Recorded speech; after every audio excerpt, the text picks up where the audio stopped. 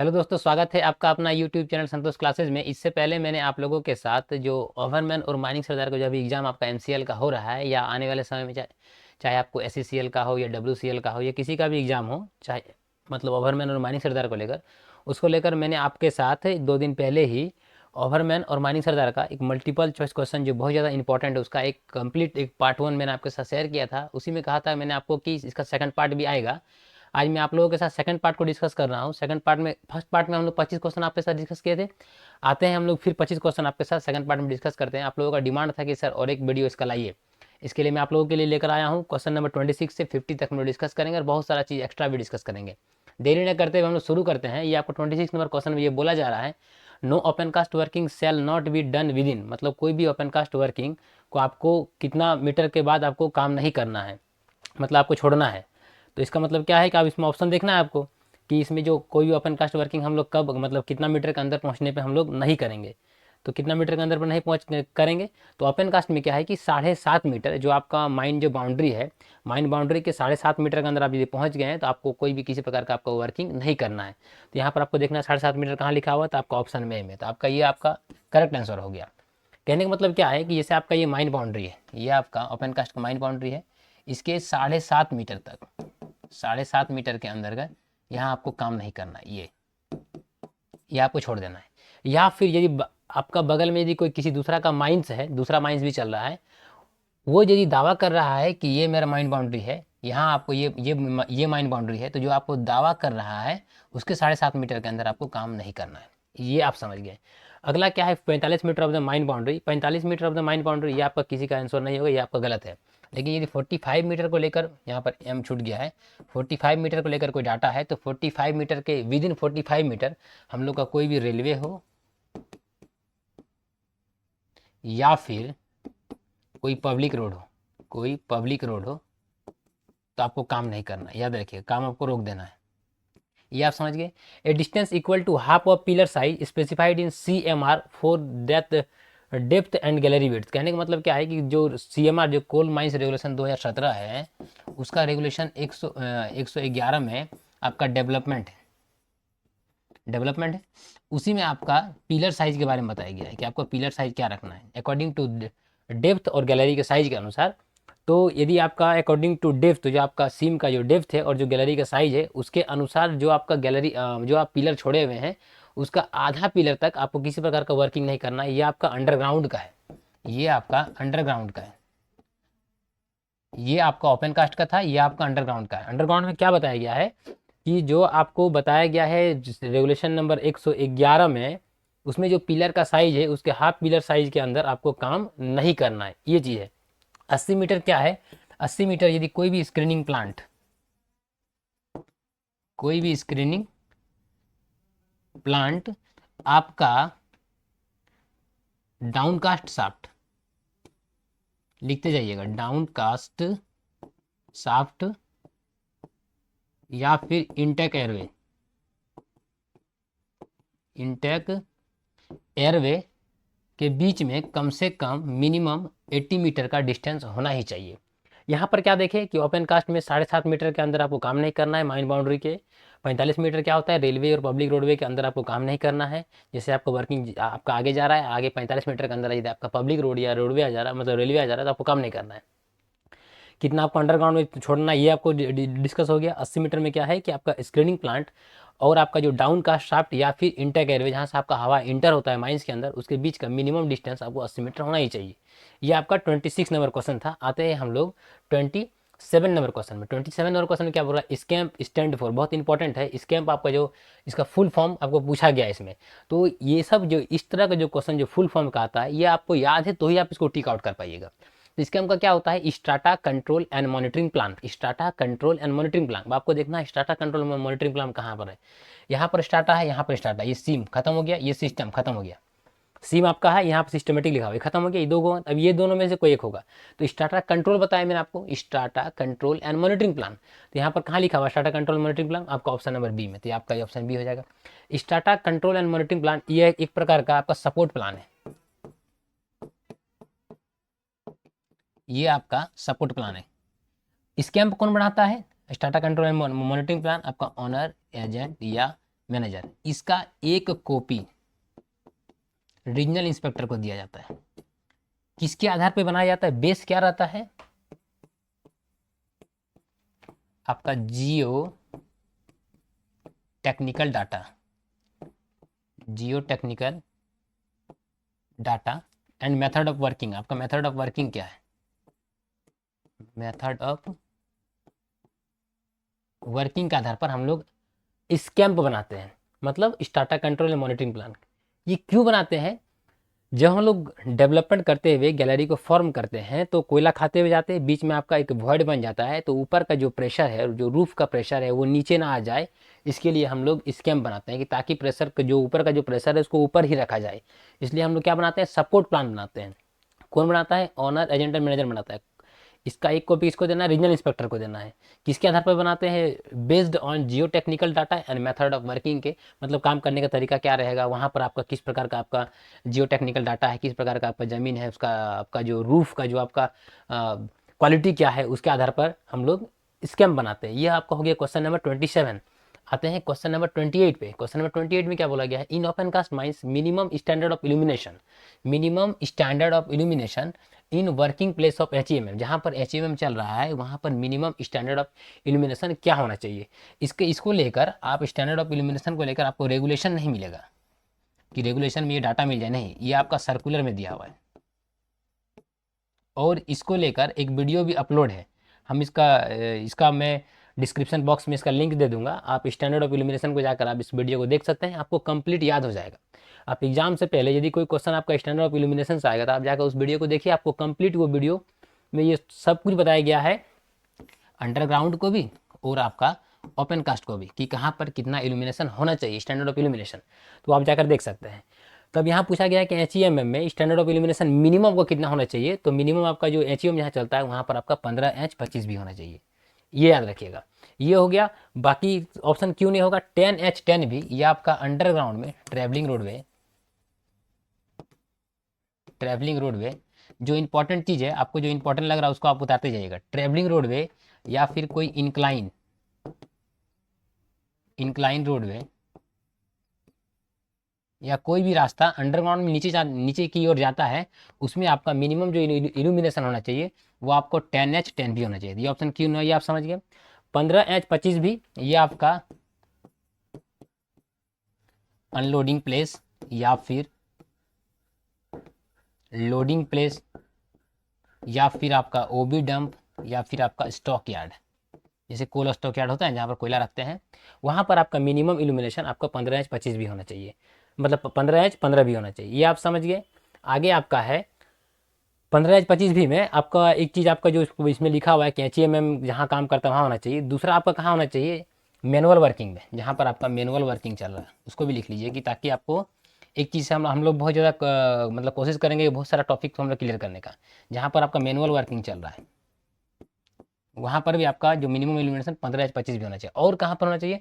जो 15H है ना, जहाँ पर आपका ड्रिल होल है, जैसे ओपन कास्ट हम लोग जब ब्लास्टिंग करते हैं तो ब्लास्टिंग से पहले हम लोग होल ड्रिल करते हैं, जहाँ पर ड्रिल जहाँ होल किया हुआ है, आपका होल ऑलरेडी हो चुका है, वहाँ पर जहाँ पर hole exist, drill hole exist, drill hole exist, जहाँ पर ड्रिल होल एग्जिस्ट है वहाँ पर आपको 15H होना चाहिए।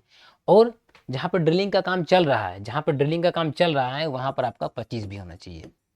ये आप समझ गए। 100H 5 भी, 100H और 50 भी, 100H और 50 भी आपका sub station, electrical sub station and workshop, ये चाहे अंडरग्राउंड हो या ओपन कास्ट हो, दोनों जगह सेम है, अंडरग्राउंड या फिर आपका ओपन कास्ट, अंडरग्राउंड या फिर ओपन कास्ट। यदि आपका सब स्टेशन में पूछा जाए तो 100H और 50 भी, वर्कशॉप में पूछा जाए तो 100H और 50 भी, 15-25 आपको बता दिए कहाँ कहाँ होता है आपका HEMM, मैनुअल वर्किंग और ड्रिल, आपका जहाँ पर होल है ऑलरेडी वहाँ पर 15H, और जहाँ पर ड्रिलिंग का काम चल रहा है वहाँ पर आपका 25 भी होना चाहिए। 15-15 कहाँ होना चाहिए आपको बताएं? Loading place, unloading place, stock yard, OB dump, ये हो गया। 10H 10 भी कहाँ आपका? ट्रेवलिंग रोडवे, इंक्लाइन रोडवे या फिर कोई भी ऐसा जाने का रास्ता जहाँ हम लोग नीचे की ओर जाते हैं उसमें आपको 10H 10 भी, ये आपका अंडरग्राउंड का चीज़ है। ये आप समझ गए। आते हैं हम लोग अगला क्वेश्चन पे। एक चीज़ याद रखिएगा, इसमें एक जो इंपॉर्टेंट क्वेश्चन बार बार जो पूछा जाता है वो आपका रेस शेल्टर का पूछा जाता है कि रेस शेल्टर में मिनिमम इल्यूमिनेशन कितना होना चाहिए। तो आपको 30H आपको वहाँ पर रेस शेल्टर में होना ही चाहिए। आते हैं अगला क्वेश्चन पे, हम लोग डिस्कस करते हैं। अगला क्वेश्चन में क्या बोला गया है कि illumination survey in open cast mine is to be conducted. जो इल्यूमिनेशन सर्वे जो ओपन कास्ट माइंस में किया जाता है वो कितने टाइम इंटरवल पे किया जाता है। तो यदि आप इल्यूमिनेशन सर्वे, इससे पहले हम लोग देखें स्टैंडर्ड ऑफ इल्यूमिनेशन, कितना इल्यूमिनेशन होना चाहिए, कितना इल्यूमिनेशन है या नहीं है, इसके लिए एक सर्वे किया जाता है, उसको हम लोग बोलते हैं इल्यूमिनेशन सर्वे, कि किस जगह में कौन सा डिजी लाइट है और उसका वहाँ का उस एरिया का इल्यूमिनेशन कितना है। उसके लिए हम लोग क्या करते हैं, इल्यूमिनेशन सर्वे करते हैं। ये हो गया। कौन करता है, कंपिटेंट पर्सन करता है, ये याद रखिएगा। इल्यूमिनेशन सर्वे कंपिटेंट पर्सन करता है। कितने टाइम इंटरवल करता है, आपको पर मंथ करता है, पर मंथ करना है उसको इल्यूमिनेशन सर्वे। ये हो गया। तो आपको देखना है कि यहाँ पर प्रत्येक मंथ कहाँ लिखा हुआ है, तो आपका ऑप्शन नंबर सी में लिखा हुआ है। ये हो गया। बाकी ऑप्शन क्यों नहीं होगा, आपका एवरी 7 डेज में क्या चेक किया जाता है ये बता देते हैं। यदि हम लोग माइंस के अंदर की ओर जाने के लिए आपका यदि 2 रास्ता है, तो 2 रास्ता में से यदि एक रास्ता आपका कंटिन्यूअस यूज हो रहा है, लेकिन दूसरा रास्ता आपका यदि कंटिन्यूअस नहीं यूज हो रहा है, तो उस रास्ते का प्रत्येक 7 दिन में, एवरी 7 डेज में आपको इंस्पेक्शन करना है। एवरी 7 डेज में आपको इंस्पेक्शन करना है। ये हो गया। एवरी मंथ ये आपको बता चुके हैं। एवरी 14 डेज में क्या होता है, एवरी 14 डेज में आपका क्या है कि हम लोग मानसून जब हम लोग आता है हमारे झारखंड में या फिर हमारे इंडिया में, तो बारिश का पानी माइंस में घुस सकता है, चाहे वो अंडरग्राउंड हो या ओपन कास्ट हो। तो उसके प्रिकॉशंस के लिए हम लोग क्या करते हैं, इंस्पेक्शन करते हैं कि कहाँ कहाँ से पानी घुस सकता है। तो उसका इंस्पेक्शन हम लोग कितने टाइम इंटरवल पे करते हैं, तो रेनी सीजन में हम लोग को प्रत्येक 14 दिन में हमको एक बार करना है। रेनी सीजन, बरसात के मौसम में हमको जो मतलब सरफेस का पानी अंडरग्राउंड या फिर ओपन कास्ट माइंस में घुस ना जाए, इसके लिए हम लोग रेनी सीजन में प्रत्येक 14 दिन में हम लोग इंस्पेक्शन करते हैं। ये हो गया। तो ये ऑप्शन क्यों नहीं हुआ, ये आप समझ गए। ये ऑप्शन क्यों नहीं है, समझ गए। एवरी 3 मंथ मैनेजर, मैनेजर ये तो हो गया। मैनेजर क्या होता है कि पर्सनली, मैनेजर पर्सनली प्रत्येक 3 महीना में इंस्पेक्शन करेंगे। मैनेजर पर्सनली प्रत्येक 3 महीना में इंस्पेक्शन करेंगे। ये हो गया। और इसमें आपका कोई कंपिटेंट पर्सन करता है प्रत्येक 14 दिन में रेनी सीजन में। और अदर सीजन में यदि क्वेश्चन पूछा जाए कि अदर सीजन में, रेनी सीजन के अलावे, तो रेनी सीजन के अलावे आपको प्रत्येक मंथ करना है, पर मंथ, पर मंथ आपको इंस्पेक्शन करना है। तो ये आप समझ गए। मतलब इनंडेशन से बचने के लिए, माइंस में पानी घुसने से बचने के लिए रेनी सीजन में प्रत्येक 14 दिन में एक बार इंस्पेक्शन करना है। रेनी सीजन के अलावे बाकी मौसम में आपको प्रत्येक महीना करना है। ये हो गया। और मैनेजर जो हम लोग रेनी सीजन में 14 दिन में कर रहे हैं और अदर्स सीजन में हम लोग प्रत्येक 30 दिन में कर रहे हैं, ये सारा चीज़ का वो हर 3 महीने में अपना वो पर्सनली इंस्पेक्शन करेंगे। ये हो गया।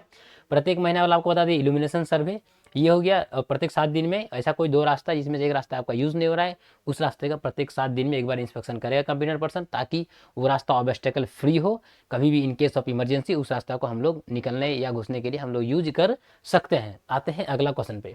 अगला क्वेश्चन में क्या बोला जा रहा है कि flashback arrester should be provided to. बहुत इंपॉर्टेंट क्वेश्चन है। हम लोग इसमें से ऐसे ऐसे क्वेश्चन को भी चुन के लाए हैं जो आपको क्वेश्चन में आपका एग्जाम में आया हुआ है और आ सकता है। इसमें क्या बोला गया है कि फ्लैशबैक अरेस्टर आपको कहाँ प्रोवाइड किया जाता है। तो ये बहुत ईजी क्वेश्चन था कि गैस वेल्डिंग और कटिंग में हम लोग फ्लैशबैक अरेस्टर का यूज़ करते हैं।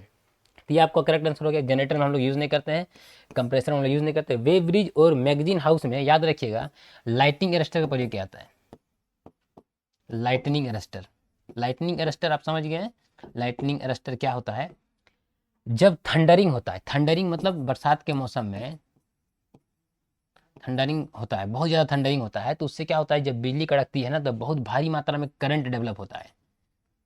बहुत भारी मात्रा में करंट बोलिए या इलेक्ट्रिसिटी बोलिए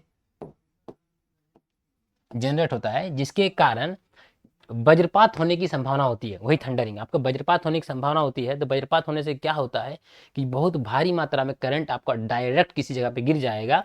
तो क्या हो जाएगा कि जैसे मैगजीन हाउस में आपका एक्सप्लोसिव रहता है, वेब्रिज में भी आपका बहुत सारे इलेक्ट्रिक सर्किट रहते हैं, तो उसमें आपको आग लग सकता है। तो सिर्फ ये 2 ही जगह में आपको लाइटनिंग अरेस्टर देना ऐसा कुछ नहीं है। मतलब मैगजीन हाउस में आपको मस्ट देना ही देना है, वेब्रिज में आपको मस्ट देना ही देना है। और वैसे वैसे जगह जहाँ पर लोग काम करते हैं वहाँ पर आपको लाइटनिंग अरेस्टर आपको प्रोवाइड करना ही करना है। ये हो गया। आते हैं हम लोग अगला क्वेश्चन की डिस्कस करते हैं कि in hand held apparatus the voltage shall not be more than. जो हम लोग हैंड हेल्ड अपार्टस है, जैसे हैंड हेल्ड अपार्टस में क्या आता है, 2 चीज़ आता है। एक आपका कैंप लैम्प आता है, एक आता है कैप लैंप, एंड दूसरा जो आपका आता है कोल ड्रिल आता है अंडरग्राउंड में, कोल ड्रिल, ये दोनों अंडरग्राउंड में ही आते हैं। लेकिन यदि कैप लैंप के बारे में पूछा जाए, कैप लैंप के बारे में, तो कैप लैंप में आपका मैक्सिमम वोल्टेज आपका 30 वोल्ट होना चाहिए, और कोल ड्रिल में मैक्सिमम वोल्टेज आपका 125 वोल्ट होना चाहिए। तो यहाँ पर बोला गया हैंड हेल्ड अपार्टस बोला गया। यदि आपका हैंड लैंप बोला जाता है, हैंड लैंप, यहाँ पर इस क्वेश्चन की जगह में आपका हैंड लैंप रहता, तो आपको क्या करना था, 30 वोल्ट लगाना था। समझ गए। यहाँ पर हैंड हेल्ड अपार्टस यदि लिख के देता है तो आपको कोल्ड ड्रिल समझना है, तो कोल्ड ड्रिल में आपको क्या हो जाएगा 125 वोल्ट। आप लोग 125 वोल्ट पे टिक लगाइएगा। 125 वोल्ट और कहाँ कहाँ होता है, अंडरग्राउंड लाइटिंग में, अंडरग्राउंड लाइटिंग में 125 वोल्ट का यूज किया जाता है। 250 वोल्ट कहाँ होता है, ओपन कास्ट लाइटिंग में,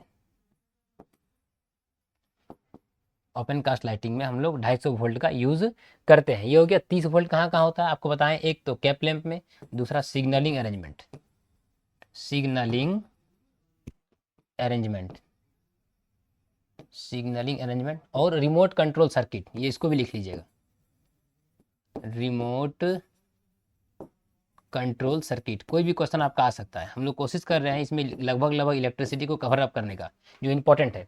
तो रिमोट कंट्रोल सर्किट में भी आपका 30 वोल्ट होता है। 125 वोल्ट आपको बता दिए। अंडरग्राउंड आपका लाइटिंग हो या फिर कोई हैंड हेल्ड कोल्ड ड्रिल जो या हैंड हेल्ड अपार्टस बोलिए, 125 वोल्ट मैक्सिमम वोल्टेज आपका है। 250 वोल्ट आपको बताएं, ओपन कास्ट लाइटिंग में हम लोग 250 वोल्ट मैक्सिमम यूज़ कर सकते हैं। 650 वोल्ट, 650 वोल्ट जहाँ पर वोल्टेज टाइप प्लग यूज़ होता है, वोल्टेज टाइप जहाँ पे प्लग यूज होता है वहाँ पर हम मैक्सिमम 650 वोल्ट का हम लोग यूज कर सकते हैं। ये हो गया। ये वोल्टेज टाइप आपका प्लग यूज कहाँ होता है, फिक्स्ड प्लांट में, फिक्स्ड प्लांट में, फिक्स प्लांट में जहाँ पर वोल्टेज टाइप हम लोग कोई कंडक्टर को जोड़ने के लिए हम लोग वोल्ट का यूज़ करते हैं, वहाँ पर मैक्सिमम 650 वोल्ट होता है। एक चीज़ मैं आपके साथ और यहाँ पर डिस्कस करना चाहता हूँ, ये क्वेश्चन आपका आ सकता है कि ओपन कास्ट माइंस में हम लोग मैक्सिमम कितना वोल्ट को हम लोग ट्रांसमिट कर सकते हैं, ओपन कास्ट माइंस में कितना करंट हम लोग ट्रांसमिट कर सकते हैं, कितना वोल्ट। तो ट्रांसमिट हम लोग 11 के करते हैं, और हम लोग कितना यूज कर सकते हैं, 6.6 के।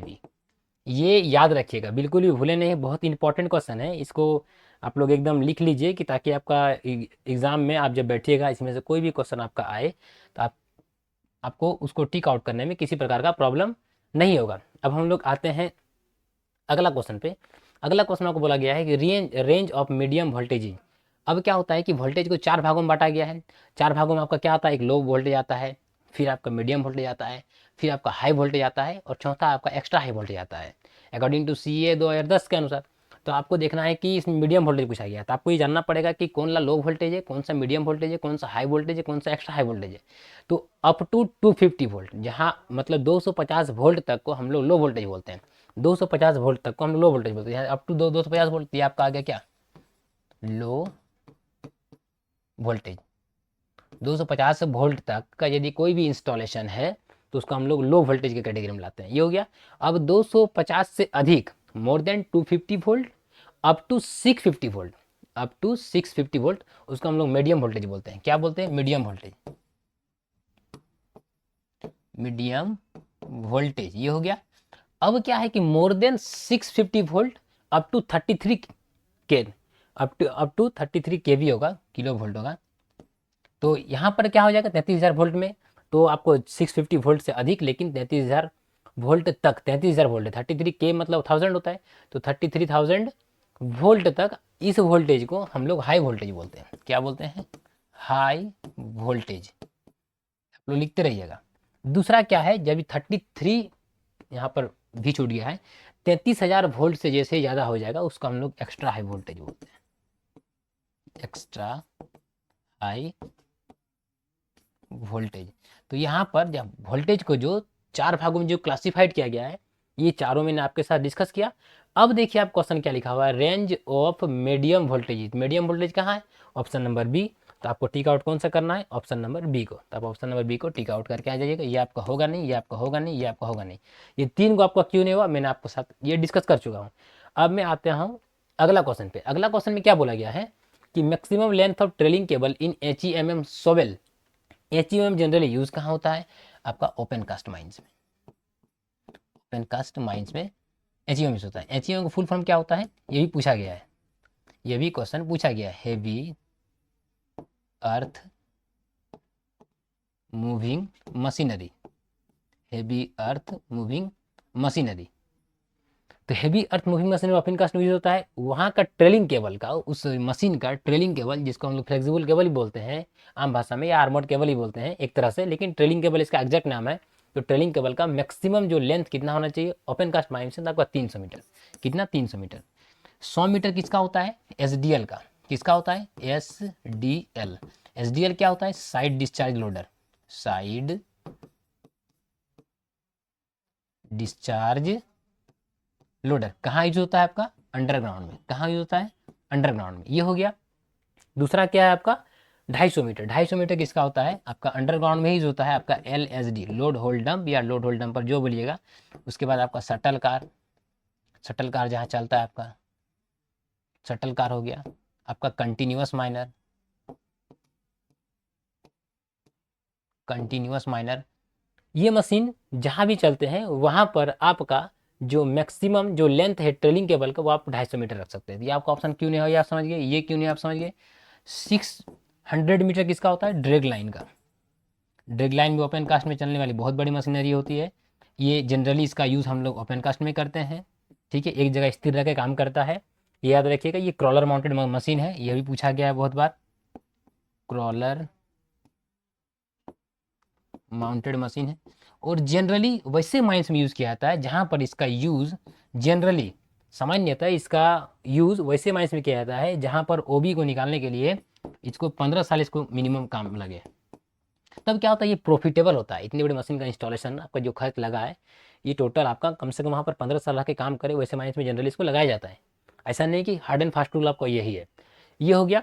यदि आपका और एक क्वेश्चन पूछा जाए कि bucket wheel excavator, bucket wheel excavator, ये ओपन कास्ट की सबसे बड़ी मशीनरी में आती है। बकेट व्हील एक्सकवेटर, ये घूमता रहता है, माल को काटते रहता है, और कन्वेयर के थ्रू या फिर कोई डंपर यदि पीछे लग रहा है उसके थ्रू हम लोग डंप में, मतलब डंप में उसको डंप यार्ड करते हैं उस मटेरियल को।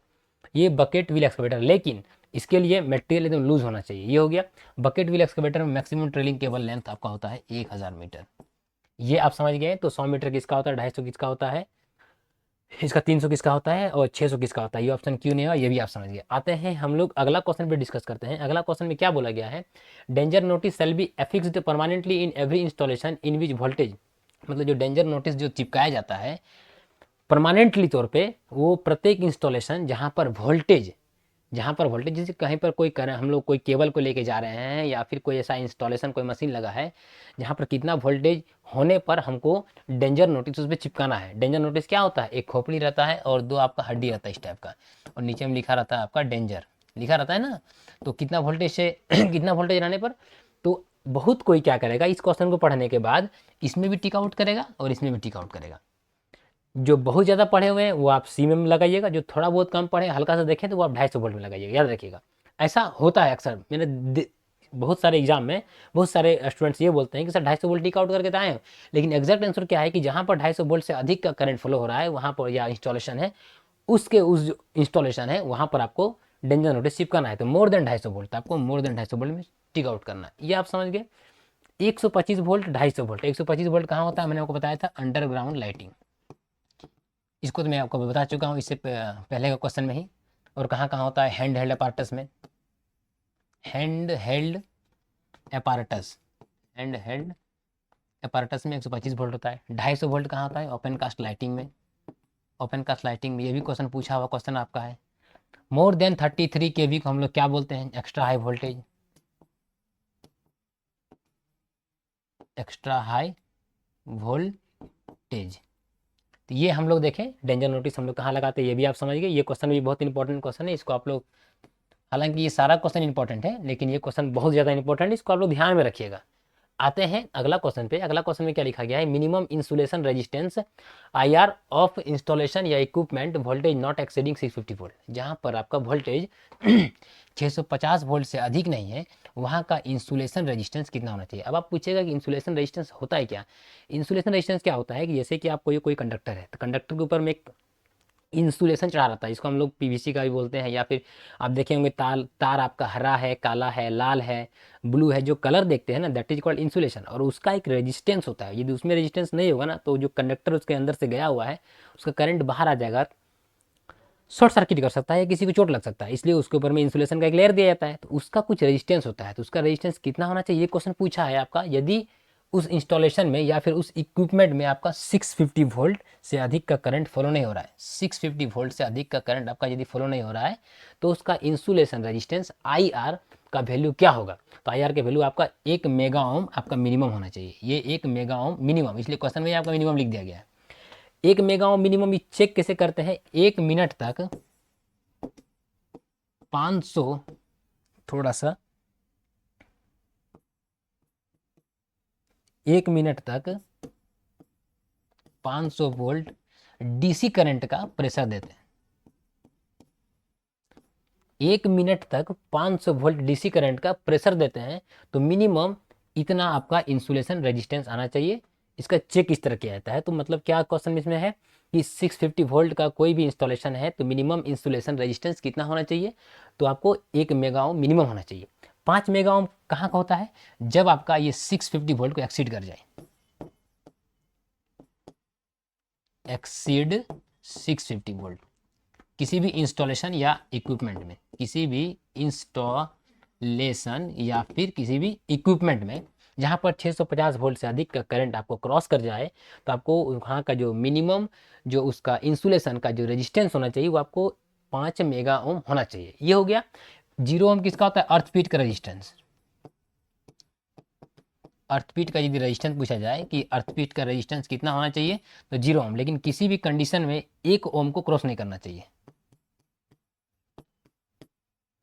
Not cross 1 ohm earthquake resistance in earthquake resistance. कहने का मतलब क्या है कि यदि अर्थक्वेक का रेजिस्टेंस आपसे आपका एग्जाम पेपर में आ जाए तो 0 ओम लगाना है, कितना से अधिक नहीं होना चाहिए, आपको 1 ओम से अधिक नहीं होना चाहिए। 1 मेगा ओम कब होता है कि किसका 1 मेगा ओम होता है, आपका इंसुलेशन रेजिस्टेंस जो कवरिंग रहता है, किसी भी आपका जो करंट जो आपका कंडक्टर है उसके ऊपर का जो कवरिंग होता है उसका इंसुलेशन रेजिस्टेंस 650 वोल्ट से यदि अधिक का नहीं है तो आपको 1 मेगा ओम, और यदि 650 वोल्ट से अधिक है तो आपको 5 मेगा ओम होना चाहिए। ये समझ गए, ये बाकी 3 ऑप्शन क्यों नहीं होगा ये आप समझ गए। आते हैं हम लोग अगला क्वेश्चन की ओर बढ़ते हैं। अगला क्वेश्चन बढ़ने से पहले मैं आप लोगों के साथ ये बात शेयर करना चाहता हूँ कि एक ऑलरेडी एक बैच जो SECL बेस्ड है, SECL का एग्जाम को लेकर हम लोग एक बैच स्टार्ट किए हुए हैं। 6 तारीख से ये बैच स्टार्ट हो चुका है। आपको यदि फर्दर इसमें आपको यदि लग रहा है कि ये क्लास हमारे लिए फ़ायदेमंद हो सकता है एग्जाम को निकालने के लिए, तो आप इस क्लास में आप ज्वाइन कर सकते हैं। टोटली क्लास आपका जो आप यूट्यूब में देख रहे हैं सेम टाइप का आपका क्लास होता है। यदि आप क्लास में कोई चीज़ छूट जाए, बाय द वे किसी आपका प्रॉब्लम हो जाए कि हम एब्सेंट कर गए, तो आपको जो क्लास रिकॉर्ड रहेगा वो आप रिकॉर्ड क्लास देख के आप उसको कंप्लीट कर सकते हैं। या फिर जो आपको पार्टनर जो क्लास में जो डिस्कस करते हैं वो आपको नोट्स दे देंगे, और साथ में डिस्कशन भी चलता है बीच में। उस डिस्कशन क्लास में आप भाग लेकर आप अपना जो प्रॉब्लम है उसको आप लोग ये सॉर्ट आउट कर सकते हैं। तो आप हमारे क्लास के साथ जुड़ सकते हैं। मैं आप लोगों से रिक्वेस्ट करता हूँ कि यदि आप हमारे चैनल में यदि आप नए हैं तो काइंडली आप हमारे चैनल को सब्सक्राइब कीजिएगा और लाइक और शेयर जरूर कीजिएगा, कि ताकि मैं आपके लिए और भी बढ़िया से बढ़िया वीडियो माइनिंग को लेकर मैं आप लोगों के लिए ला सकूं। तो यदि आपको फर्दर इसके लिए कोई इन्फॉर्मेशन चाहिए तो आप इस नंबर पे कॉल कर सकते हैं, और इस नंबर पे कॉल कर सकते हैं, जो नंबर आपको अच्छा लगे आप कॉल कर सकते हैं। SECL का बेस्ड आपका तैयारी चल रहा है कंप्लीट। हम लोग कोशिश कर रहे हैं कि 3 महीने में जो SECL का जो तैयारी है वो आपको कंप्लीट किया जा सके, बहुत सारे क्वेश्चंस और प्रॉब्लम्स को डिस्कस किया जा सके, ताकि आपका जो सिलेक्शन है वो तय हो। अब हम लोग आते हैं अगला क्वेश्चन पे। अगला क्वेश्चन में क्या बोला जा रहा है, first mines act enacted in India. India में सबसे पहले जो माइंस एक्ट कब इनेक्ट किया गया था, सबसे पहले जो माइंस एक्ट जो इनेक्ट किया था इंडिया में सबसे पहले 1901 में किया गया था। ये आपका करेक्ट आंसर रह गया। 1902, 1952 और 1967 क्या है। 1902 DGMS जो सबसे पहले फॉर्म हुआ था, DGMS का जो फॉर्मेशन डेट है ना आपका, सबसे पहले आपका 1902 में बना था। कहाँ हुआ था आपका, कोलकाता में। कोलकाता में इसका ऑफिस बना था। किस नाम से बना था, bureau of mines inspection, bureau of mines inspection, इसको लिख लीजिएगा पूरा, bureau of mines inspection. DGMS 1902 में बना था, ये हो गया। उसके बाद ब्यूरो ऑफ माइंस इंस्पेक्शन 1902 में बना था। उसके बाद 1906 में 1908 में आपको डिपार्टमेंट ऑफ माइंस हो गया, इसका नाम चेंज होकर डिपार्टमेंट ऑफ माइंस हो गया। उसके बाद 1960 में office of chief inspector of mines हो गया। उसके बाद जाकर 7 साल के बाद 1967 में इसका नाम बदलकर DGMS कर दिया गया और इसका ऑफिस अभी फिलहाल धनबाद में है। तो DGMS का ऑफिस कहाँ पर है? आपका धनबाद में है। तो 1902 में आपका DGMS का फॉर्मेशन हुआ था, कोलकाता इसका ऑफिस हुआ था, ब्यूरो ऑफ माइंस इंस्पेक्शन के नाम से। 1960 में इसका नाम चेंज हुआ, डिपार्टमेंट ऑफ माइंस बना। 1960 में आपका office of the chief inspector of mines का नाम चेंज करके हुआ। उसके बाद आपका 1 मई 1967, ये डेट भी लिख लीजिएगा, 1 मई 1967 में इसका नाम चेंज करके DGMS कर दिया गया। इसका ऑफिस कहाँ पर है? धनबाद में है। ये आप समझ गए। 1952, अभी जो हम लोग माइंस एक्ट पढ़ते हैं, माइंस एक्ट 1952, अभी यदि कौन सा एक्ट पढ़ते हैं हम लोग? Mines act 1952। 1901 में सबसे पहले हमारा माइंस एक्ट बना था। तो ये आप समझ गए। आते हैं हम लोग अब अगला क्वेश्चन को हम लोग डिस्कस करते हैं। अगला क्वेश्चन में क्या बोला गया है? What will be the blasting cable length in underground mines? Underground mines में ब्लास्टिंग केबल का जो लेंथ मिनिमम कितना होना चाहिए? कितना होना चाहिए जो आपका ब्लास्टिंग केबल जो आपका लेंथ, तो ब्लास्टिंग केबल का लेंथ आपका नॉट लेस देन आपका 50 मीटर होना चाहिए। 50 मीटर से आपका किसी भी कंडीशन में आपको कम नहीं होना चाहिए। ये आपका अंडरग्राउंड में ब्लास्टिंग केबल का लेंथ है। नॉट लेस देन 60 मीटर, ये क्या है? नॉट लेस देन 60 मीटर आपका होगा नहीं, ये आपका होगा नहीं, ये आपका होगा नहीं। लेकिन इस पर भी हम लोग कुछ डाटा को हम लोग डिस्कस कर लेते हैं। 60 मीटर के विद इन जो आपका फेस है, वर्किंग जो फेस है, फेस के 60 मीटर के दायरे में आपको वाटर स्प्रेइंग करना है। इसके बारे में हम लोग पीछे वीडियो में आपके साथ डिस्कस कर चुके हैं। इसको फिर से एक बार डिस्कस इसलिए कर रहे हैं ताकि आपको याद हो जाए। किसके लिए? डस्ट को वॉश करने के लिए, डस्ट को वॉश करने के लिए, कि आपका किसी प्रकार का उसमें कोल्ड डस्ट जमा ना रहे। 90 मीटर में बिफोर ब्लास्टिंग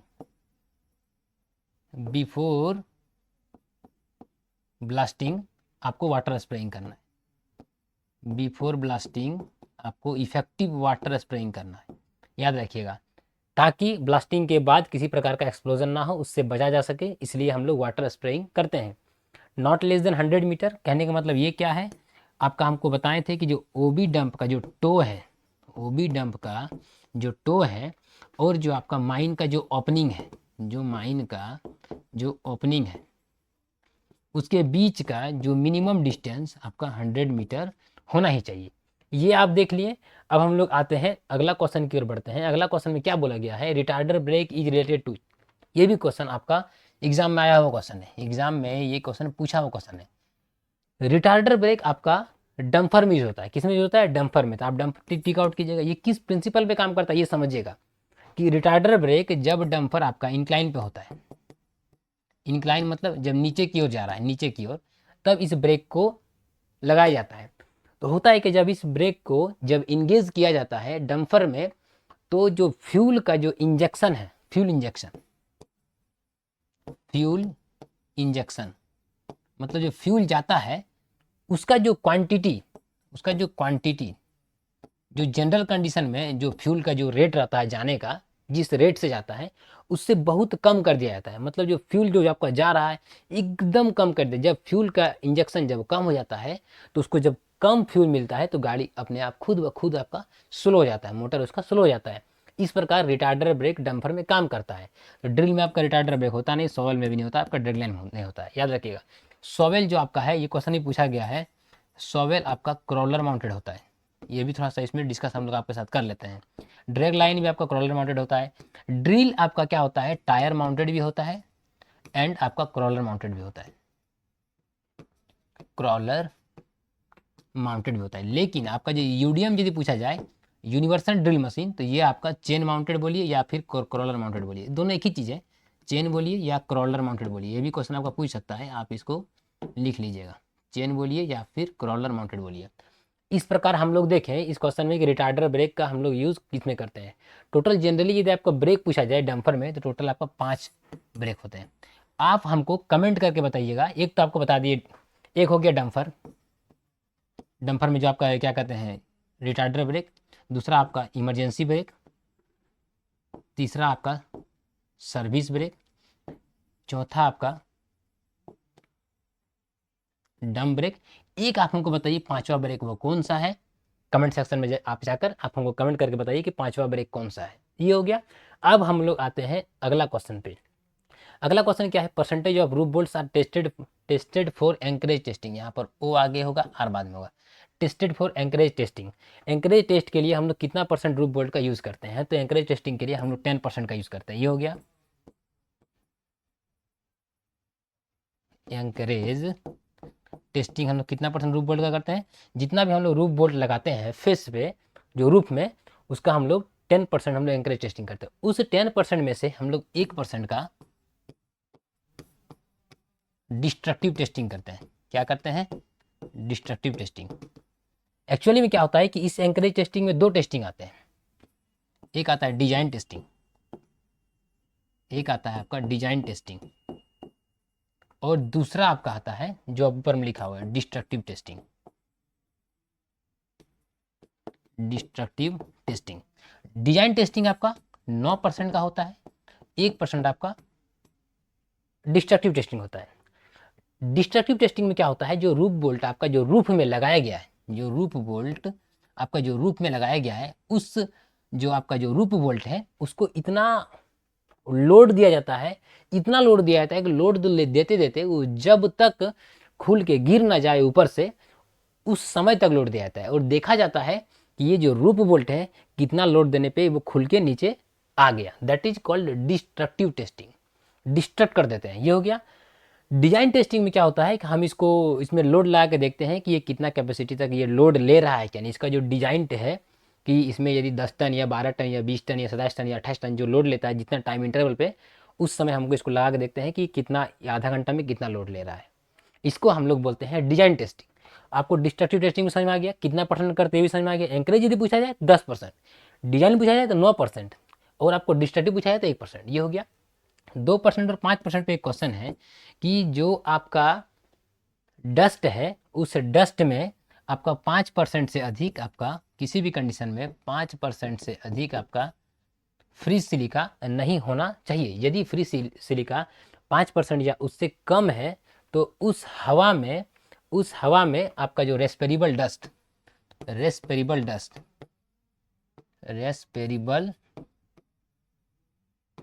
आपका 2% से ज़्यादा नहीं होना चाहिए। 2% से आपका ज़्यादा नहीं होना चाहिए। ये बता दिए हवा में कितना परसेंट आपका जो डस्ट है उसमें कितना परसेंट आपको फ्री सिलिका ज़्यादा नहीं होना चाहिए, 5% या उससे कम होना चाहिए। 5% या उससे कम होना चाहिए आपका फ्री सिलिका। यदि 5% या उससे कम है तो उसमें रेस्पिरेबल डस्ट आपका 2% से अधिक होना नहीं चाहिए। लेकिन यदि आपका फ्री सिलिका 5% से अधिक हो जाए, 5% से अधिक हो जाए तो 10 बटा इसको निकाल सकते हैं आप, 10 बटा परसेंटेज ऑफ सिलिका, इसके अगर निकालिएगा उससे अधिक आपका रेस्पिरेबल डस्ट नहीं होना चाहिए। ये हो गया। अब हम लोग आते हैं अगला क्वेश्चन पे डिस्कस करते हैं। क्वेश्चन नंबर 40 में क्या बोला गया है, देखिए हम लोग कोशिश कर रहे हैं आप लोगों को एक क्वेश्चन में ज़्यादा से ज़्यादा क्वेश्चन पे आपको थोड़ा घुमा देने का, इसलिए कि आप जब एग्जाम देने के लिए जा रहे हैं तो आप सिर्फ एक क्वेश्चन को देखकर सिर्फ एक आंसर पे टिक आउट करके आप एक चीज़ सीखिएगा।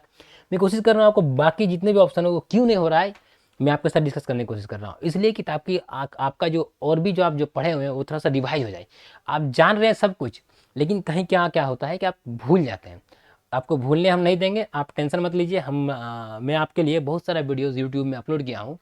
मैं इस पर्पज़ से उसमें अपलोड किया हूँ कि ताकि आप उसको देख कर ज़्यादा से ज़्यादा फ़ायदा ले सकें और मैं आपको याद करवा सकूँ। इसलिए मैं कोशिश करता हूँ कि जो मैं आपको जो ऑनलाइन जो मैं क्लास करवाता हूँ, फर्दर इसमें आपको इन्फॉर्मेशन मिल जाएगा, उसमें मैं कोशिश करता हूँ कि क्लास में ही जो हमारे साथ जो जुड़े हुए पार्टनर लोग हैं या भाई लोग हैं या फिर स्टूडेंट लोग हैं सबको मैं वहीं पर याद करवाऊँ।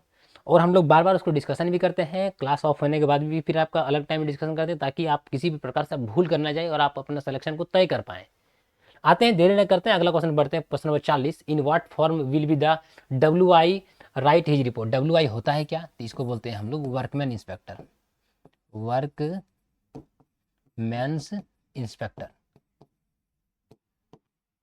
वर्कमैन इंस्पेक्टर कब बनाते हैं आपको ये पता है। वर्कमैन इंस्पेक्टर और वेलफेयर ऑफिसर दोनों का क्राइटेरिया अलग, मतलब एक ही है। वर्कमैन इंस्पेक्टर और वेलफेयर ऑफिसर, आप हमको कमेंट करके ये बताइए कितना परसेंट से अधिक ऑर्डिनरी एम्प्लॉय हो जाएगा तो आपको वर्कमैन इंस्पेक्टर आपको रखना है, ये आप कमेंट कर बताइए। तो वर्कमैन इंस्पेक्टर जब अपना इंस्पेक्शन करता है तो इंस्पेक्शन करने के बाद एक फॉर्म में वो अपना रिपोर्ट लिखता है कि हम लोगों ने क्या क्या देखा और उसमें क्या क्या कमी था। जो कहीं पर आपका हाइट कम है, या फिर आपका बर्म का हाइट कम है, या फिर आपका जो होल रोड का जो आपका विड्थ होना चाहिए वो कम है, या फिर कहीं पर आपका अनसेफ चल रहा है, डंपर में कोई सेफ्टी फीचर्स नहीं है, कहीं पर आपका इल्यूमिनेशन सही नहीं है, कहीं पर आपका रोड पे जो आपका जो बेंड्स होते हैं वहाँ पर जो रोड का जो प्रॉपर विड्थ होना चाहिए वो आपका नहीं है, या फिर ऐसा कहीं भी जगह जहाँ पर उसको लगता है कि यहाँ पर एज पर रेगुलेशन यहाँ पर सही नहीं है, तो वो सारा चीज़ को देखने के बाद, इंस्पेक्शन करने के बाद वो अपना रिपोर्ट लिखता है फॉर्म यू में। ये हो गया। फॉर्म यू में WI अपना रिपोर्ट लिखता है, WI अपना रिपोर्ट लिखता है, ये तो आप समझ गए।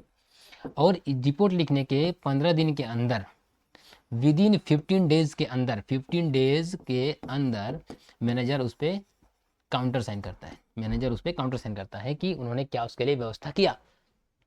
ये चीज़ हो गया उसको कम करने के लिए, उसको सुधारने के लिए। ये हो गया। फॉर्म MNO ये सभी लोगों को पता है, मैंने आपके साथ एक फॉर्म वाला वीडियो भी अपलोड किया है, आप उसको जाकर देख लीजिएगा, आपको याद हो जाएगा। फॉर्म M क्या है, आपको IME या PME, मतलब IME और PME का इसमें आपका फर्स्ट नोटिस है।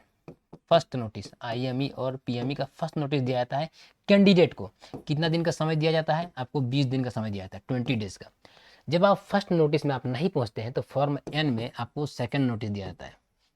किसका दिया जाता है? IME एंड PME का। IME या फिर PME का आपको सेकंड नोटिस दिया जाता है। IME एंड PME का सेकंड नोटिस दिया जाता है। इसमें कितना दिन समय दिया जाता है आपका? 10 डेज का समय दिया जाता है, 10 दिन का समय। ये हो गया। यदि IME और PME में आप किसी में भी आप यदि पहुंच गए तो डॉक्टर आपका मेडिकल चेकअप करेगा, और मेडिकल चेकअप करने के बाद आपका रिपोर्ट बनता है।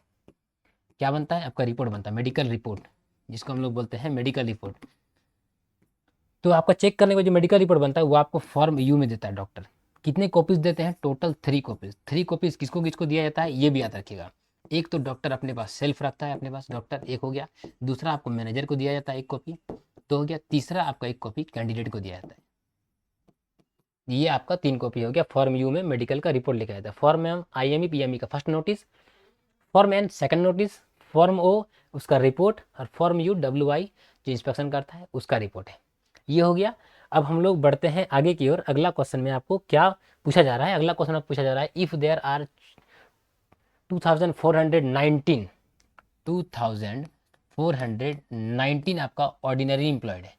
Ordinary employed, not for employ, ordinary employed है माइंस में, तो मिनिमम नंबर ऑफ WI का क्या होगा? तो मैंने आपको बताया था कि हम लोग जो वर्कमैन इंस्पेक्टर माइंस में रखते हैं, जैसे ही आपका जो माइंस में ऑर्डिनरी एम्प्लॉयड का जो नंबर्स है 1500 से अधिक हो जाए, मोर देन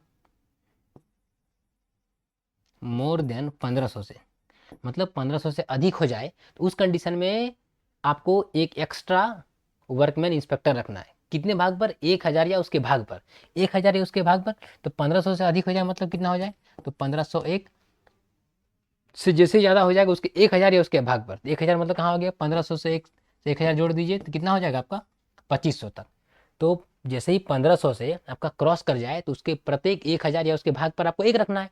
तो 1500 से क्रॉस कर जाएगा तो उसका 1000, 1000 कहाँ हो गया? 1500 से 1000 2500 हो गया। तो यहाँ से लेकर यहाँ तक आपका 1000 हो गया।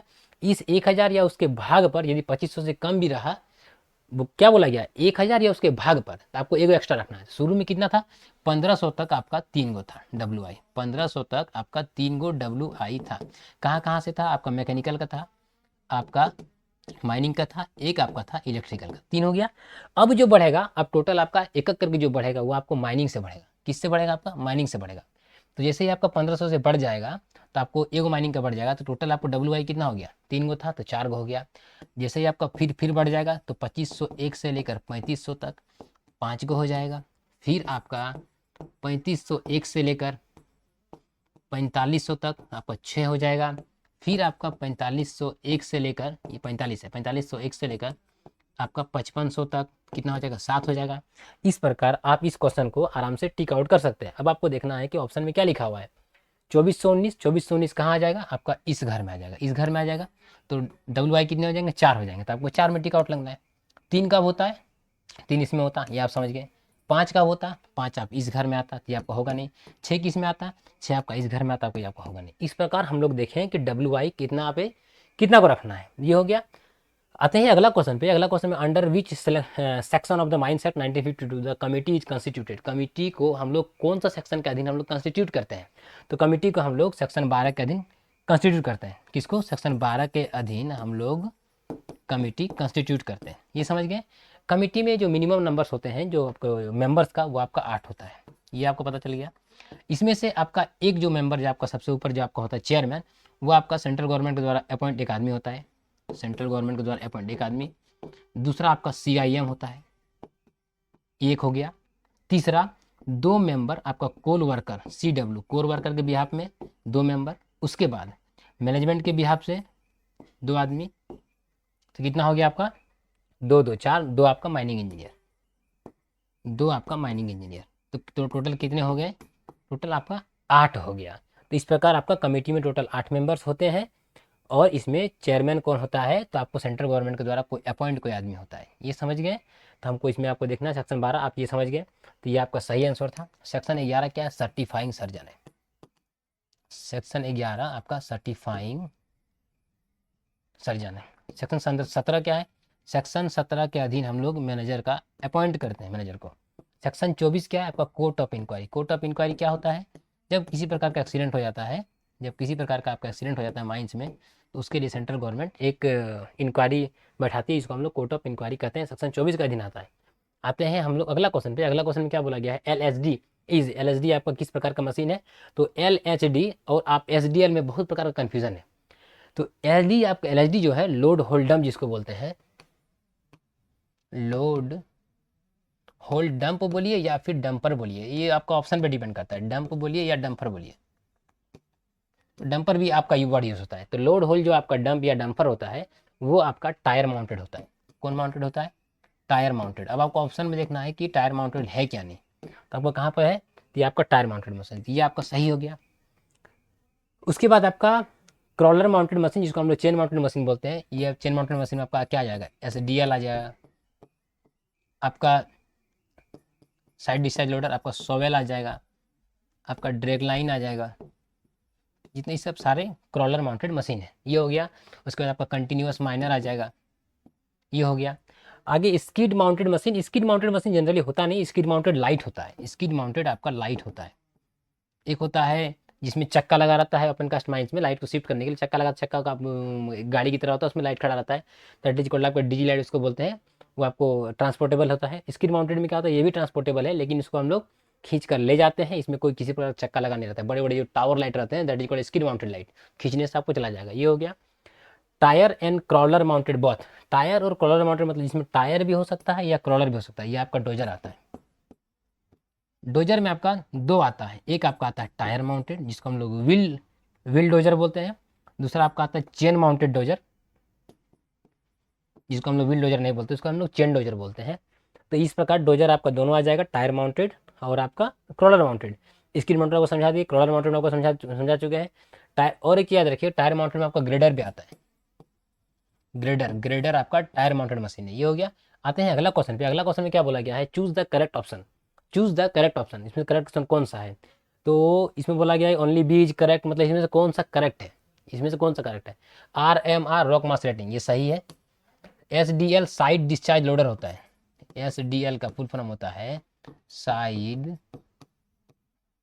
Discharge loader. SSR क्या होता है? स्लोप स्टेबिलिटी रडार, ये भी सही है।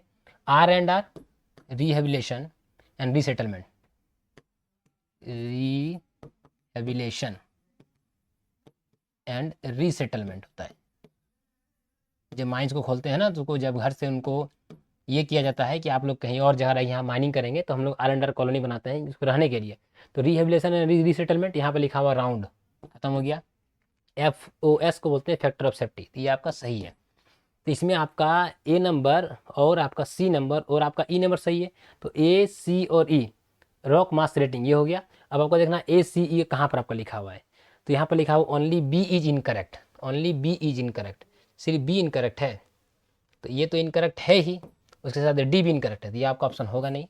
Only D is incorrect, D तो इनकरेक्ट है ही, B भी इनकरेक्ट है, लेकिन यहाँ पर सिर्फ लिखा हुआ ओनली D इनकरेक्ट, आपका ये होगा नहीं। ऑल द करेक्ट, क्या सभी करेक्ट है? टोटल करेक्ट है? नहीं, आपका ये और ये करेक्ट है और ये करेक्ट है। मतलब ये ए सी और ई करेक्ट है, बाकी तो गलत है, तो ये भी आपका ऑप्शन होगा नहीं। Only B and D are incorrect, only B and D are incorrect, मतलब ये आपका ऑप्शन सही हुआ। इस प्रकार क्वेश्चन अब आने लगे हैं, इसलिए आपको इसके लिए तैयार रहना पड़ेगा। ठीक है, आते हैं अगला क्वेश्चन पे। अगला क्वेश्चन में क्या बोला गया है, who is the chairman of safety committee. Safety committee के चेयरमैन कौन होता है, सेफ्टी कमेटी के चेयरमैन आपका मैनेजर होता है, ये आपको पता है। उसका सेक्रेटरी कौन होता है, तो आपका सेफ्टी ऑफिसर होता है। ये हो गया। टोटल मेंबर क्या होते हैं, कितने होते हैं, ये मैं आपके साथ डिस्कस करता हूँ। मीटिंग कितना दिन होता है, आगे जान लीजिए। सेफ्टी कमेटी का जो मीटिंग होता है वो जनरली आपका कम से कम 30 दिन में आपका एक बार तो होना ही चाहिए। ये हो गया। इसमें टोटल मेंबर्स क्या होते हैं, इस पर बहुत सारा मतलब क्या कहते हैं तर्क वितर्क होता है। मेरे अनुसार 15। कैसे 15, मैं आपको बताता हूँ। एक आपका तो मैनेजर हो गया, दूसरा आपका सेफ्टी ऑफिसर, 5 गो वर्कर का बिहाफ में, 5 गो आपका मैनेजमेंट के बिहाफ में, तो 5 5 10 2 12। और लिखा जाता है WI। तो अब हमको बताइए WI में कौन आते हैं। तो WI में आपको माइनिंग वाले भी आते हैं, इलेक्ट्रिकल वाले आते हैं, मैकेनिकल भी आते हैं। तो टोटल रहेंगे काहे एगो रहेगा, सिर्फ माइनिंग वाला क्यों रहेगा, इलेक्ट्रिकल वाला भी रहेगा, मैकेनिकल वाला भी रहेगा। तो टोटल कितना हो गया, तो 1 2 2 और 10 12 और 3 15। टोटल कम से कम मिनिमम हमको 15 मेंबर होना ही चाहिए, लेकिन ऑप्शन में 13 रहेगा तो आपको 13 मानना पड़ेगा। यदि आपका ऑप्शन आपका 15 नहीं है तो ये हो गया। ये समझ गए। Inspector person appointed by central government, ये आपका कमेटी में होता है, जो हम लोग 8 गो मेंबर को अपॉइंट करते हैं ना, उसमें चीफ इंस्पेक्टर ऑफ माइंस के अलावा टोटल 7 मेंबर को सेंट्रल गवर्नमेंट अपॉइंट करती है। इंस्पेक्टर ऑफ माइंस उसका सेक्रेटरी होता है, किसका, कमेटी का। कमेटी का जो सेक्रेटरी होता है इंस्पेक्टर ऑफ माइंस होता है। ये समझ गए। अब हम लोग आते हैं अगला क्वेश्चन पे। अगला क्वेश्चन में क्या लिखा हो, swing factor is related with. Swing factor कैसे रिलेटेड होता है, स्विंग फैक्टर होता है कैसे, पहले जानिए। जो सॉइल मशीन होता है ना, एक्सकेवेटर जो होता है, तो जैसे ही माल को लोड करता है, लोड करने के बाद फिर घूमता है, और घूमने के बाद फिर जो गिराता है, that is called swing factor. ऐसे करके आया, फिर माल गिरा दिया, that is called swing factor. फिर आपका ऐसे करके आया, फिर यही स्विंग फैक्टर। इसको हम लोग स्विंग फैक्टर बोलते हैं। किसमें होता है, आपका एक्सकेवेटर में होता है। किसमें होता है, एक्सकेवेटर में। तो ये आपका सही आंसर हो गया। डंपर में कोई स्विंग फैक्टर होता नहीं है, डोजर में आपका स्विंग फैक्टर होता नहीं। स्विंग का ही मतलब होता है घूमना। स्विंग का ही मतलब होता है घूमना। जैसे कि हम लोग क्रिकेट में देखते हैं बॉल बहुत स्विंग हो रहा है, मतलब घूमना। तो ग्रेडर आपका घूमता नहीं है, डोजर भी आपका घूमता नहीं है, डंपर भी आपका घूमता नहीं। घूम कर जो कोई ऑपरेशन देता है ना, लोड दिया फिर अनलोड किया, फिर यहाँ से लोड किया, फिर अनलोड किया, फिर पूरा घुमा, दैट इज कॉल्ड स्विंग, इसी को बोलते हैं। तो स्विंग फैक्टर किस रिलेटेड है, आपका एक्सकेवेटर से। ये हो गया। अब हम लोग आते हैं अगला में, percentage of oxygen in general body air. General body of air, GBA, general body of air should not be less than. General body of air में आपका ऑक्सीजन, ऑक्सीजन का जो परसेंटेज कितना से कम नहीं होना चाहिए। सभी लोगों को पता है, गैस टेस्टिंग का आप लोग एग्जाम दिए हैं, इसमें लिखा हुआ है कि ऑक्सीजन किसी भी कंडीशन में 19% से कम नहीं होना चाहिए। तो 19% से कम नहीं होना चाहिए, आप ये ऑप्शन टिक आउट लगाइएगा। 17% से कम में जो आपका फ्लेम सेफ्टी लैंप है वो बुझ जाता है। फ्लेम सेफ्टी लैंप 17% जैसे ऑक्सीजन आएगा आपका, 17% जैसे ऑक्सीजन पहुंच जाएगा वहां पर आपका फिल्म सेफ्टी लैंप बुझ जाता है। 20.93 और 23.15% क्या होता है, ये आपका ऑक्सीजन का है मात्रा, ऑक्सीजन का ये क्वांटिटी है हवा में। ऑक्सीजन का एक क्वांटिटी है हवा में, लेकिन ये जो है 20.93 ये आपका वॉल्यूम के अनुसार है, कितना जगह घेरती है उसके अनुसार। और ये जो आपका है ऑक्सीजन का जो, ये आपका वेट के अनुसार है, WEIGST, ये आपका वेट के अनुसार। यदि वेट के अनुसार यदि आपका ऑक्सीजन का यदि परसेंटेज पूछा जाए तो आपको 23.15%। वॉल्यूम के अनुसार यदि हवा में यदि ऑक्सीजन का परसेंटेज पूछा जाए हवा में, तो आपको 20.93 लगाना है। 19% आपको समझ में आ गया क्या, 17% आपको समझ में आ गया। ये हो गया। अब हम लोग आते हैं अगला क्वेश्चन पे। अगला क्वेश्चन में क्या, how many subsidiaries in Coal India. How many subsidiaries in Coal India, इसमें आगे भी हम लोग को क्वेश्चन मिलेगा। How many subsidiaries in Coal India, Coal India में टोटल सब्सिडरीज कितने हैं, टोटल 8 है।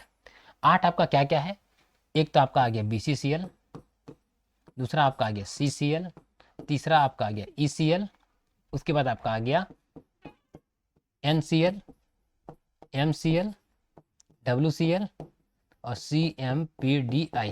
1 2 3 4 5 6 7, एक छूट रहा है आपका CCL, BCCL, CCL, ECL। एक आपका SECL होता है, साउथ ईस्टर्न कोलफील्ड लिमिटेड। तो टोटल जो आपका कोल इंडिया के सब्सिडरीज है, टोटल आपका कितने, 8 सब्सिडरीज है। ये हो गया।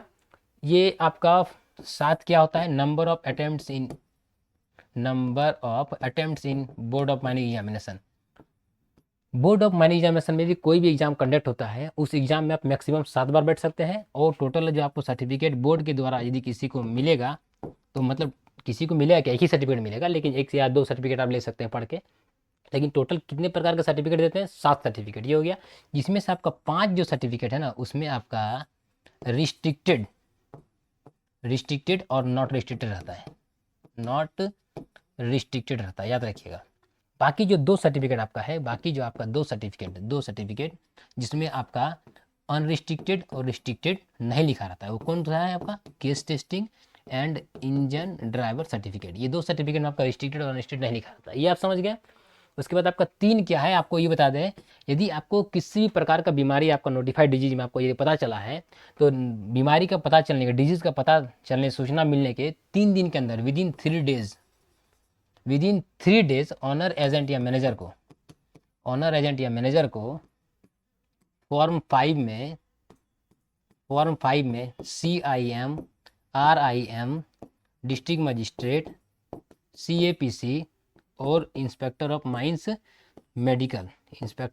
मेडिकल को इसको रिपोर्ट करना होता है। ये आप समझ गए। आते हैं अगला क्वेश्चन पे, 49 में क्या बोला जा रहा है? Maximum explosion limit of methane का जो मैक्सिमम एक्सप्लोजन लिमिट क्या है?